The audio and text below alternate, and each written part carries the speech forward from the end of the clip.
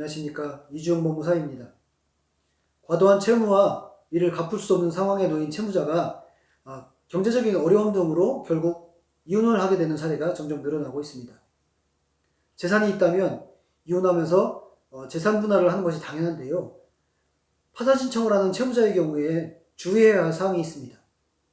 이번 시간에는 채무자가 파산 신청 전에 이혼하면서 배우자에게 재산 분할을 해주는 경우 이러한 행위가 정당한 것인지, 파산 절차 진행의 문제점은 무엇인지 알아보겠습니다.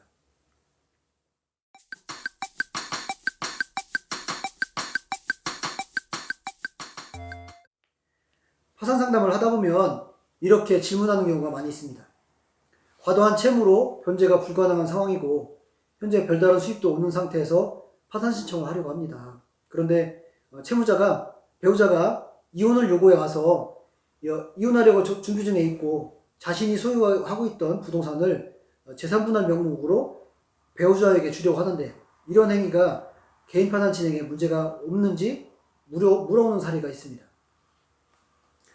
우선 채무자의 이런 행위가 상당한 정도를 벗어나지 않고 과다한 재산 분할이 아닌 정당한 재산 분할이라면 문제될 여지가 없습니다.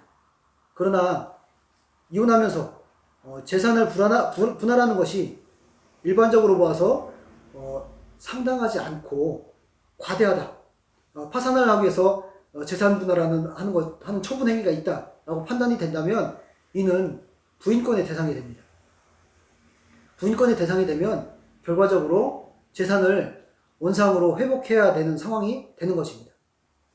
이렇게 원상 회복이 된다면 재산이 어느 정도인지 파악하고 이에 따라서 재산이 부채보다 많다면 실제 파산 요건이 해당하지 않을 수 있습니다.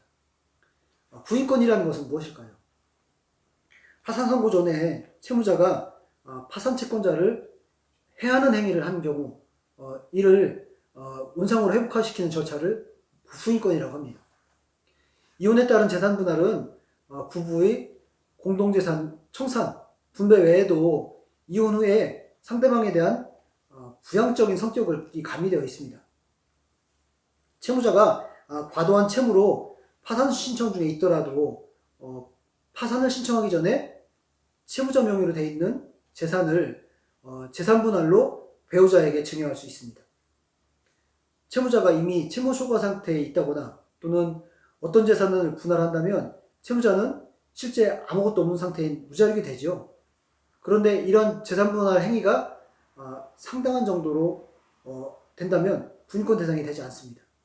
다만 파산 신청 전에 이혼하고 재산 분할을 하는 것이 정당한지 상당한 정도인지는 전문가와 상담이 반드시 필요한 사항입니다. 개인 파산 신청과 이혼, 재산 분할, 부인권 등과 관련해서 궁금한 사항은 이주영 법무사에게 문의하십시오. 상세히 상담해 드리겠습니다.